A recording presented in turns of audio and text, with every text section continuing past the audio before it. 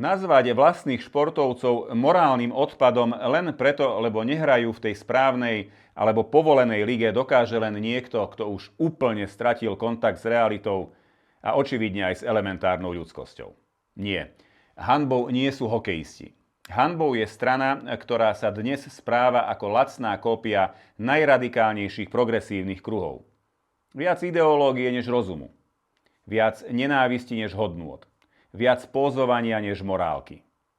No a rusofóbia povýšená na cnosť, kolektívna vina ako politický program a dehumanizácia ako bežný slovník. Hokejista, ktorý hrá v Rusku, je podľa nich odpad. Ale politik, ktorý bez hanby uráža a nálepkuje, sa pasuje za morálnu autoritu. To nevymyslíš, toto je KDH.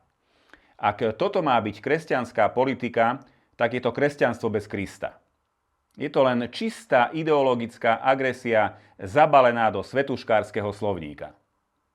KDH sa čoraz viac podobá na to, čo kedysi samokritizovalo. Netolerantné, moralistické a fanatické hnutie, ktoré potrebuje nepriateľa, aby malo pocit vlastnej nadradenosti. Priatelia, športovci problém nie sú.